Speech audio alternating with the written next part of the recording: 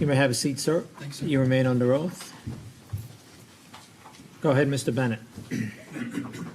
Mr. Stitt, we left off at, we were about to view some photos of that white handgun that you have in front of you. So I'll be showing you what's been marked as S370, 371, 373, and 374. Ladies and gentlemen, at the break, the court and counsel did discuss certain additional photographs that were moved into evidence.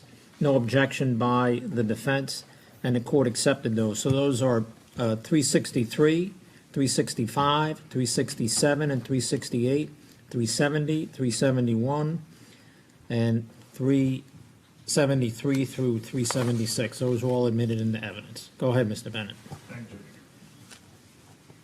Mr. Stitt, S370, as it appears on your screen, is how the gun was presented to you at the time of examination, correct? Yes, sir. I will skip 371, as it is the same gun removed from the box, correct? Yes, sir. Now, looking at S373, what does this photo depict? That's a view looking down the slide to the where the firing pin should be. And can you demonstrate or explain to us where the firing pin should be in this picture? Sure. If we look down the top part of the slide, you'll see the circle in the back, kind of in the center. That's just an empty hole. That would be where the firing pin would protrude. And looking now to S374, what is the hole we see in the center of this picture, within the barrel in the center, right there? The one we're looking at, there's the two holes. The one on the right would be your firing pin hole or aperture. And what's the hole on the left? That would be where the extractor would be. And you had stated earlier that both of those were missing from this firearm, Correct. making it inoperable. Correct. Okay. You could return to that box down to the floor, please, and if you could retrieve what's been marked S199, already in evidence. You could open that box, sir. Do you recognize that firearm? Yes, sir. And is that one of the firearms you examined on December 18th, 2019? Yes, sir, it is. And the last two firearms that you identified, which were S177 and S200, those were both semi-automatic pistols, as you described? Correct. And is this a different style of handgun? Yes, sir, it is. And what style would that be? The revolver. And can you hold that box up for the jury so they know which weapon we're talking about? Yes, sir. Everybody see that?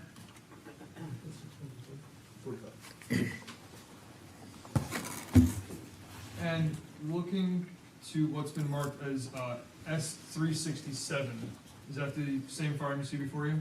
Yes, sir. And can you describe the parts, each part and its function of this firearm? And you could feel free to come down and judge if that's okay, if you could point at the screen. Sure.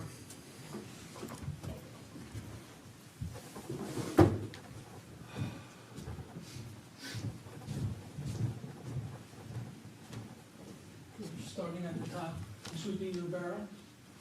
Front sight, a little hard to say. The rear sight is actually behind the zip tie.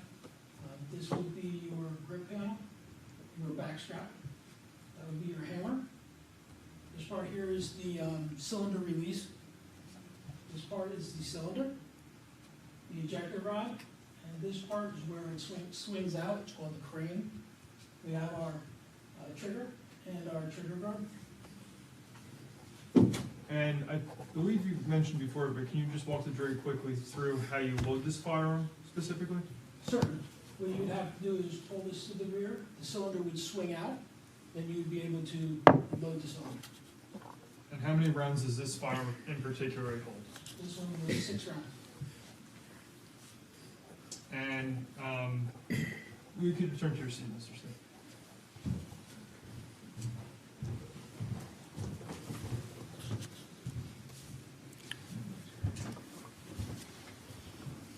And did you have the opportunity to examine that firearm for operability? Yes, sir. And was that firearm submitted with any ammunition in it or with it? No, sir. Was that firearm ultimately determined to be operable? Yes, sir, it was. And that was done using ammunition that you have from your supply in the lab. Correct. And during the course of your examination, you took photos of this firearm? Yes, sir. And one of those photos is what's been shown to you is 367? Yes, sir, it is. And is S368 the same firearm removed from the box? It is.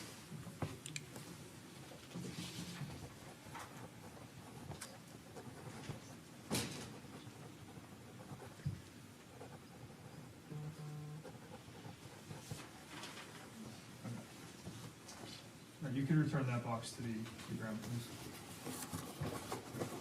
And if you could retrieve the last box, which has been marked S201, which is early evidence.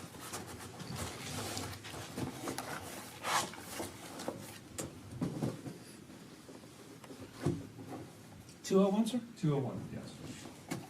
You could open the box. Sir. Do you recognize that firearm that's before you? Yes, sir. And is that also one of the firearms you examined on December 18th, 2019? Yes, sir, it is. And I'm going to show you what has been marked as S375. Is that the firearm that you have before you, Yes, sir, it is. and that depicts the way it was presented to you during examination? Yes, sir. Are the parts on this firearm generally the same as the firearm we just viewed? Yes, sir, it is. Are there any differences between the two of those Yes, sir. revolvers? And what difference would that be? And the way you would load it. Okay. And Judge, I would ask just to show the difference, if Mr. Stitt can come down and point to the different piece of this firearm that makes it unique. Go ahead, you may step down, sir.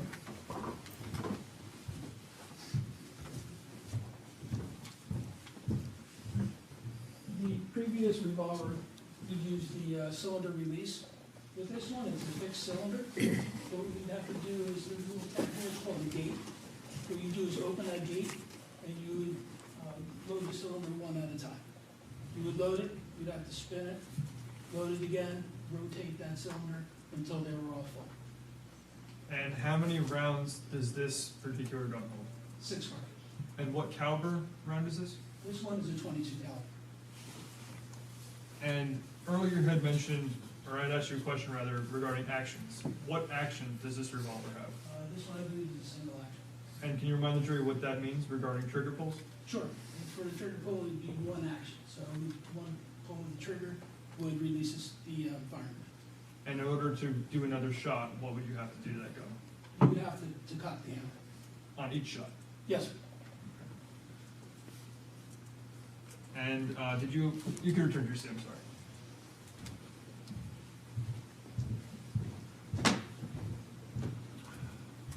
Did you also have an opportunity to review this firearm with regard to operability? Yes, sir. And was this firearm determined to be operable? Yes, sir, it was. Was this firearm presented to you with any ammunition at the time of testing? No, sir. And you utilized your own supply to test fire this weapon? That's correct. And did you take photographs during your examination besides the one we see on the screen? Yes, sir. Is S376, as it appears before you, a photo you took during examination after removing that firearm from the box? Yes, sir, it is.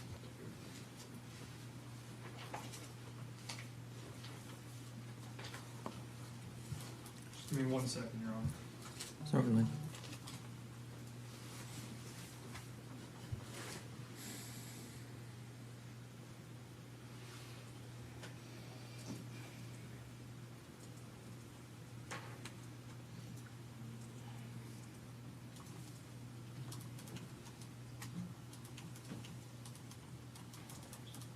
Mr. Stitt, I'm going to show you 2 pictures that you took side by side, and we've previously seen already.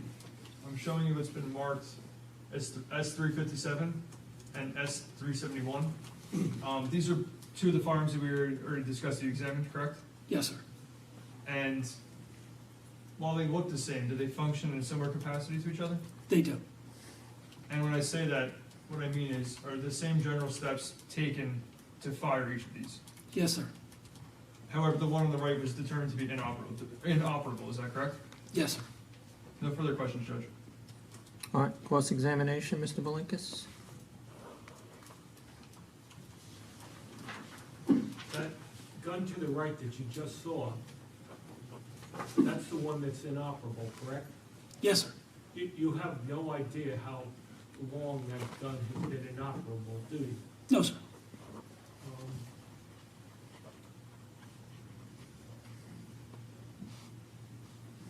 You testified that the 45 was operable, correct?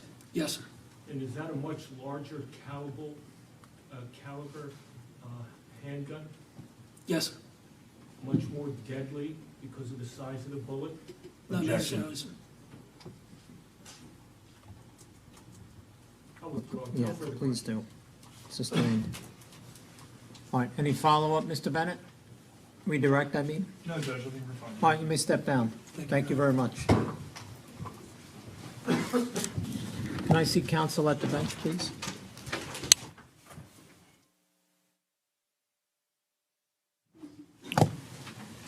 All right, members of the jury, we are going to break now. I know it's a little bit early. It's 3:35 currently. There's a couple reasons for that. Number one, it's Friday. That's the most important reason. I want you all to get an early start on your weekend. And the case has progressed very nicely. I'm satisfied with the pace of the case. It's actually moved a little quicker than I had anticipated. Because of those reasons, I think it's a good time to break. The state anticipates finishing their presentation of evidence, their case, on Monday. Maybe in the morning, maybe early afternoon, it depends. But the state's going to finish on Monday, and then shortly thereafter, we'll start the defense case. All right, so you've heard some evidence, certainly from the stand, but not the whole case. So please, it's important at this juncture not to discuss the case among yourselves or with anyone else. That only happens when you hear all the evidence and you retire to deliberate on the case. So with those brief comments, have a nice weekend, everyone. We'll see you Monday morning, same time. Thank you. Enjoy your weekend.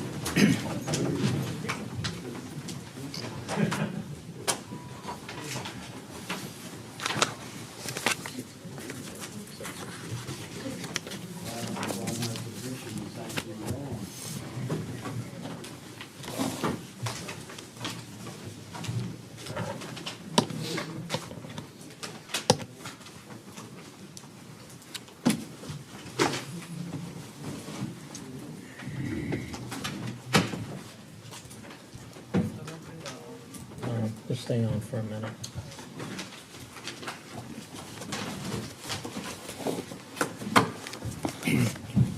So, Mr. Shellhorn, have all your witnesses here Monday morning so we can try to Should I have finish my it. witnesses at 1:30?